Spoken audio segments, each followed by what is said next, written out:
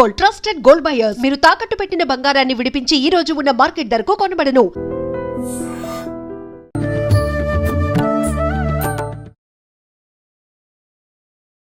నమస్కారం, welcome to iDream. ధర్మ మార్గం విత్ విజిత కార్యక్రమానికి స్వాగతం.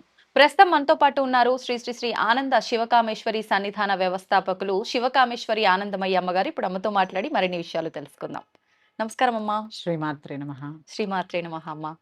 అమ్మ, మనకు వరలక్ష్మి వ్రతం ఇంకా ఎన్ని రోజుల్లో లేదు. ఆల్రెడీ చేసుకున్న వాళ్ళు ఉన్నారు, ఇప్పుడు మనకు 3వ వారం చేసుకోబోయే వాళ్ళు కూడా ఉన్నారు. అయితే ఈ వరలక్ష్మి వ్రతం అనగానే ప్రతి ఒక్కరిలోనూ చాలా ఎక్కువ ఖర్చుతో కూడుకున్న వ్యవస్థ ఏమో ఇదంతా కూడా.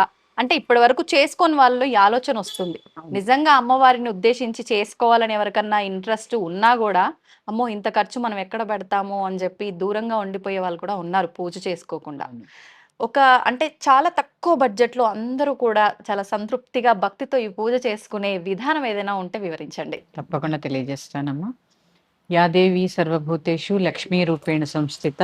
శ్రీమాత్రే నమః. శ్రీ గురుభ్యో నమః.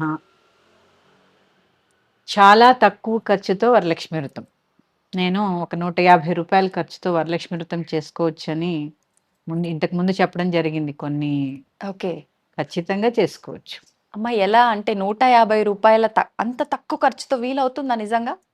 ఎలాగా అంటే అమ్మా, ముందు ఎలాగా ఎందుకు చెప్పాను అనే దానికన్నా ముందు అసలు మన ధర్మం ఏంటో తెలుసుకుందాం. ఇక్కడ చాలా చాలా చాలా మంది అసలు మన ధర్మాన్ని వదిలి పరధర్మం వైపు వెళ్ళిపోతున్నారు. ఇందులో మనం వాళ్ళని మన ధర్మంలోకి మళ్ళీ తిరిగి తెచ్చుకోవాల్సిన బాధ్యత మన అందరి భుజస్కంధాలపై ఉంది. అంతే.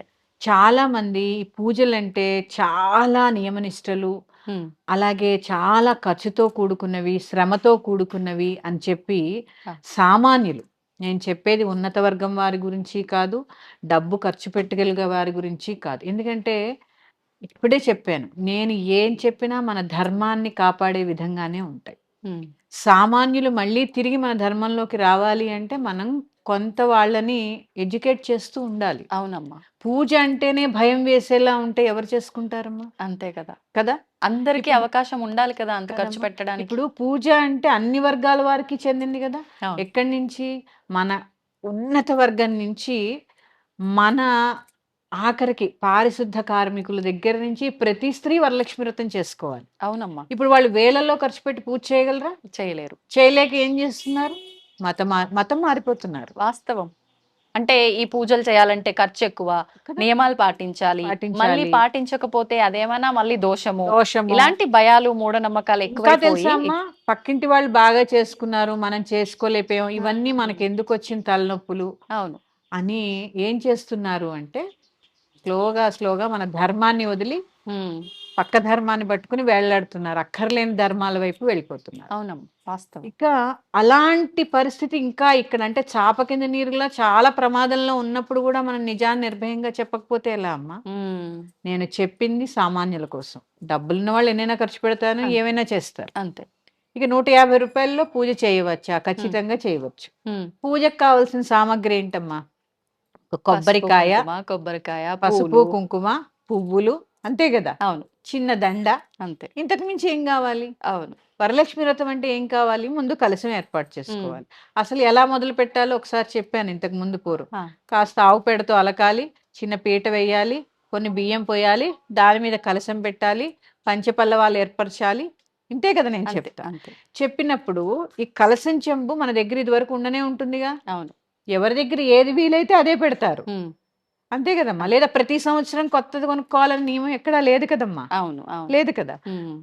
కలశం మీద కొబ్బరికాయ కొత్తది మాత్రమే కొత్తది అంతే, అదొక్కటే మార్చేది. చెంబు పాతదైనా పర్వాలేదు, ఆ చెంబు పాతదే కొనుక్కుంటారు, పాతదే పెట్టుకుంటారు, ప్రతి సంవత్సరం కొనుక్కోవాలని లేదు. అంతే. ఈ కొబ్బరికాయ ఖరీదు ఎంత? నాకు తెలిసి 25 రూపాయలు అనుకున్నాను. పోనీ 25 రూపాయలు. కలశం మీద మనం పెట్టేటటువంటి జాకెట్ పీస్ ఏదైతే ఉందో, జాకెట్ ముక్క, ఎంతమంది మనకి బొట్టు పెట్టిస్తూ ఉంటారు. అవును. అవన్నీ ఏం చేస్తాం? పక్కన పెడుతూ ఉంటాం కదా. అవి ఉపయోగించొచ్చా అమ్మా? తప్పకుండా. ఓకే, తప్పకుండా ఉపయోగించవచ్చు. కొత్తదే తేవాలని ఏం లేదమ్మా. మన దగ్గర ఏది లభ్యమైతే అదే కొనగలిగే స్తోమతున్న వారి గురించి నేను ఇక్కడ మాట్లాడడం లేదు. అదే అసలు సామాన్యంగా పూజ ఇలాగే చేసుకోవాలి. నువ్వు కొనగలిగితే ఎన్నైనా కొనొచ్చు, అంతే. ఎన్ని కొన్నా తక్కువే అవును, భగవంతుడికి. అంతే కదా.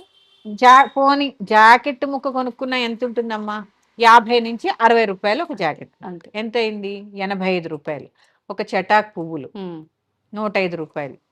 ఎంత అయిందమ్మా? ఒక మాల 30 రూపాయలు మాల పెట్టుకున్నా 135 రూపాయలు. అవును, పసుపు కుంకుమ ఇంట్లో ఉంటాయి, అగరబత్తులు ఇంట్లో ఉంటాయి, అవును, 150 రూపాయల్లో పూజ అయిపోయిందా లేదా? అంతే.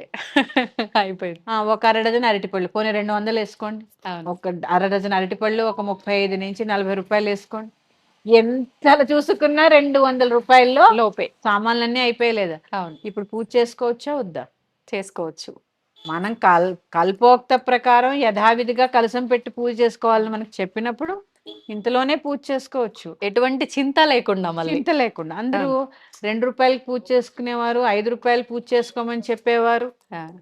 ఇలా ఎలా చేసుకుంటారు 150 రూపాయల్లో? నేను ధర్మం వైపు మళ్ళీ తిరిగి తీసుకువచ్చే ప్రయత్నం. అవును, మన ధర్మములో చెప్పిన విషయాలు మాత్రమే. ఎక్కడా మన ధర్మంలో ఏ వ్రతాలు ఖరీదైనవని చెప్పలేదు, ఆర్భాటంగా చేయమని చెప్పలేదు. ఇక్కడ నేను చెప్పిన ఇంకో విషయం, ఎక్కడా నేను అలంకారాలు వద్దని చెప్పలేదు. అలంకారాలు ఏవి వద్దన్నాను? కాళ్ళు చేతులు దేనికి దానికి విడదీసి అతికించి పెట్టద్దన్నాను. అవునమ్మా, వాస్తవం. అందుకే వీడియో మొత్తం చూడాలి చూసే వాళ్ళందరూ. అలంకారాలు ఎక్కడా వద్దని చెప్పలే. మీరు ఎంత అలంకారమైనా చేసుకోండి. అలంకారంలో కూడా ఏం కావాలమ్మా? ప్లాస్టిక్ పూలు కావాలా? జీవం లేనివి కాదు కదా. చైతన్యార్ఘ సమారాధ్య చైతన్య కుసుమ ప్రియ కదా అమ్మవారు. అలాంటప్పుడు నువ్వు ప్లాస్టిక్ పూలు ఎలా వేలాడదీస్తాను దానికి? అంతే కదా. దానికి ఎందుకు డబ్బులు ఖర్చు పెట్టాలి? అవును, చక్కగా మామిడి తోరణాలు, బంతి పూలు ఎన్నైనా కట్టుకోండి, అది మీ మనకు ఇష్టం. సహజంగా దొరికేవి ఎన్నో ఉన్నాయి. ఒకవేళ పూలు కొనుక్కొచ్చే స్తోమత లేకపోయినా ఎక్కడో పక్కింట్లోనో అక్కడో ఇక్కడో అడిగి తెచ్చుకునైనా చేసుకోవచ్చు, అవకాశం ఉంది. ఇక్కడ పూజలో భక్తి చేసుకోవాలనే దాన్ని ఏమంటారు, ఆసక్తి చాలా అవసరం. అవును, దానికి డబ్బు ఎంత వెచ్చిస్తున్నాము అనేది అవసరం కాదు.